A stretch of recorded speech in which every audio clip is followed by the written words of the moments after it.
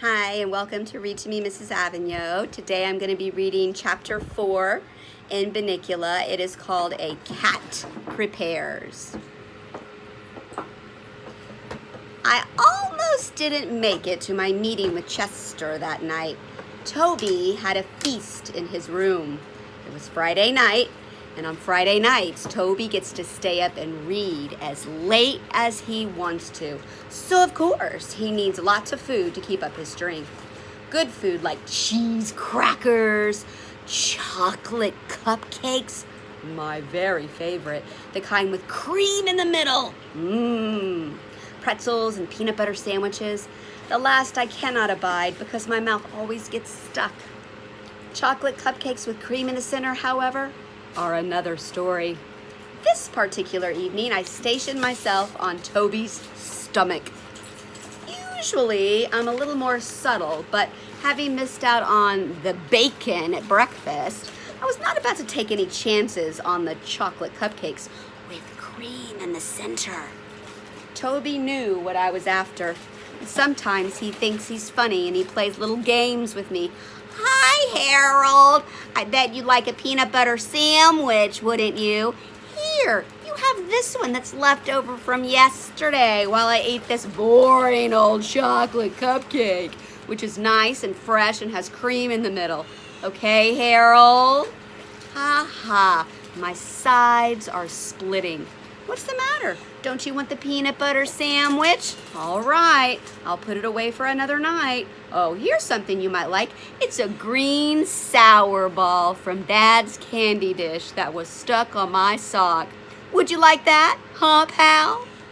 Oh boy, this kid is really hot tonight. No, huh? Well, I'd give you one of my cupcakes, but I know how much you hate chocolate.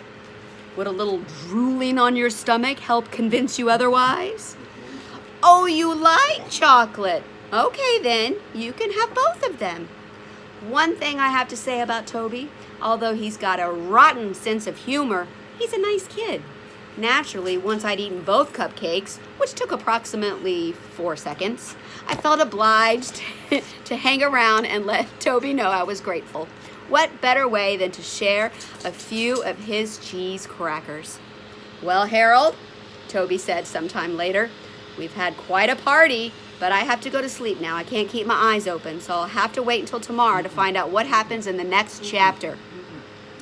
This is a good book, Harold.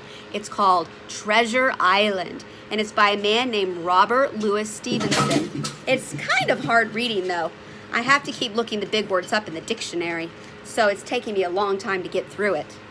I've always had trouble with words myself. Half the time, they don't mean what I think they're going to, and then, even when I do find out what they mean, I forget the next day anyway.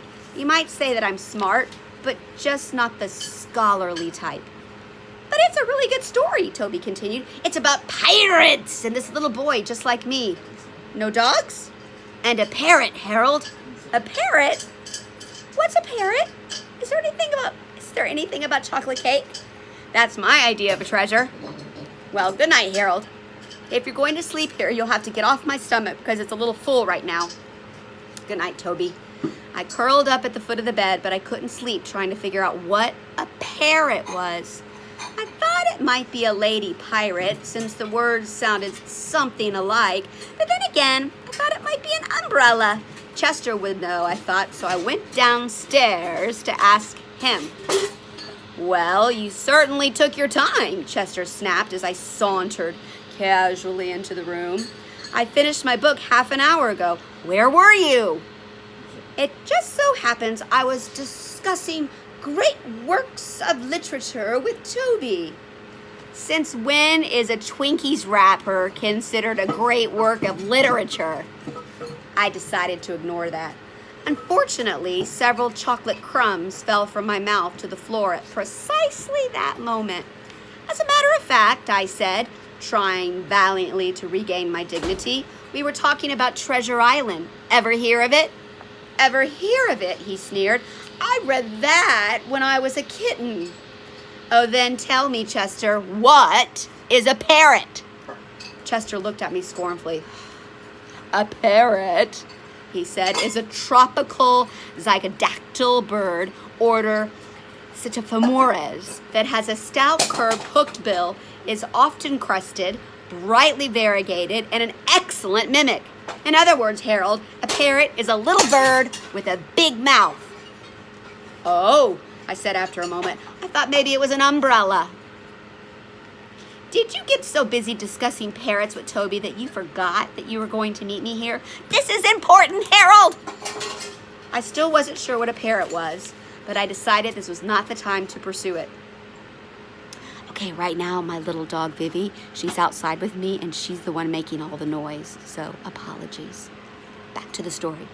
Come over here, Chester commanded, indicating his chair, and let me show you this book. I looked at the chair. Chester was already sitting in it, with a very large book open in front of him. I don't think there's going to be room for both of us, Chester, I said. Come on, you're wasting time. Just jump in here. I surveyed the scene carefully. I knew I would have to get a running start since there was just a tiny spot left for me and I would never be able to fit into it if I'd pulled myself up slowly. Apparently, I was taking too long for Chester's liking. Will you get up? Sorry. Vivi! Will you get up here? He hissed. Okay, if that's what you want. I ran and jumped onto the chair, landing with a great kerplop. Chester? Where are you? I cried. I couldn't see anything but the back of the chair. I'd forgotten to turn myself around. I'm here, you great oaf! I turned my head. What are you doing on the floor? You knocked me off the chair. Now just stay put. I'm coming back up.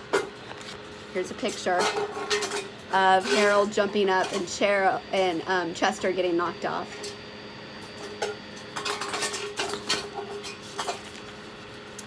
I moved to the back of the chair and Chester landed on the front. Now, let's see, he said. We both have to see the book. You come over here and I'll move this way. I don't know if you've ever watched a cat try to decide where to sit, but it involves a lot of circling around, sitting, getting up again, circling some more, thinking about it, lying down, standing up, bathing a paw or a tail, and circling. A dog, on the other hand, sits. This looks like a good spot, the dog will say to himself. He will then lower his body to the spot in question and is usually so secure in his decision that he will fall asleep immediately. Chester took what felt like 20 minutes to settle himself in, and just as I was drifting off, the kick started. Come on, Harold, quit hogging the seat and wake up! What were you trying to do? Take a little cat nap? Ha ha ha! I yawned. Now, said Chester, turning to the book, let's get down to brass tacks. What exactly is on your mind? I asked.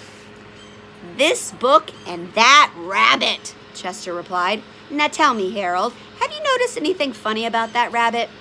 No, I said, but I've certainly noticed a lot of funny things about you recently. Think about it. That rabbit sleeps all day. So do I. So do you. Furthermore, he's got funny little sharp teeth. So do I. So do you. Furthermore, he gets in and out of his cage by himself. What kind of rabbit can do that? A smart one, I said. I could do it. We're not talking about you, Harold. We're talking about the rabbit. Now, where did they find him? At the movies? Yes, but what movie? Dracula, I said. So, he said quickly, remember the note around his neck? What language was it in? An obscure dialect in the Carpathian mountain region, I answered smugly. He didn't know everything. Aha! Chester said, but what area of the Carpathian mountain region? Area? What's an area? I looked at him blankly. Transylvania! He cried triumphantly. And that proves my point. What point? What are we talking about? Don't forget the white tomato. That's most important of all. But what? This book, said Chester, disregarding me, tells us what we need to know. What? I practically screamed. What does it tell us?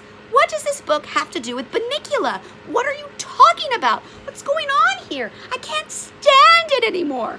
Chester regarded me coolly. You're really very excitable, Harold. That's not good for your blood pressure. I put my paws around his throat. "Tell me," I said in a low, threatening voice, "or I'll squeeze you till you pop." Okay, don't get upset. Now, this book tells you everything you've always wanted to know about vampires, but were afraid to ask. Personally, I never wanted to know anything about vampires, but at the moment, I was afraid to tell that to Chester. I still don't understand what vampires have to do with our furry little friend. 1, Chester said, vampires do not sleep at night. They sleep only during the day. The same holds true for this rabbit. 2, vampires can get in and out of locked rooms. Binicula gets in and out of his locked cage. This was beginning to interest me. Didn't you say something about the refrigerator? That's right. He got the refrigerator open all by himself. 3, vampires have long pointed teeth. They're called fangs. Well, don't we have fangs? No, we have canines. That's different. What's different about it? Fangs are more pointed, and vampires use fangs to bite people on the neck. Yuck! What'd they want to do that? Vampires would, that's who. Wait a minute, I saw Mrs. Monroe bite Mr. Monroe on the neck once. Does that mean she's a vampire? Boy, are you dumb. She's not a vampire, she's a lawyer. She bites necks. I don't think that's quite the same thing. Now, Binicula does not bite people on the neck, at least not so far, but he does bite vegetables. On the neck? I asked. Vegetables don't have necks, Harold. Vegetables are like that. It's like dogs. Dogs don't have brains. Dogs are like that. Oh, yeah, I said. Of course he bites vegetables. All rabbits bite vegetables.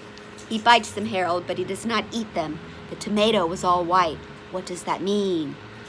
It means that he paints vegetables, I ventured. It means he bites vegetables to make a hole in them, and then he sucks out all the juices. But what about all the lettuce and carrots that Toby has been feeding him in his cage?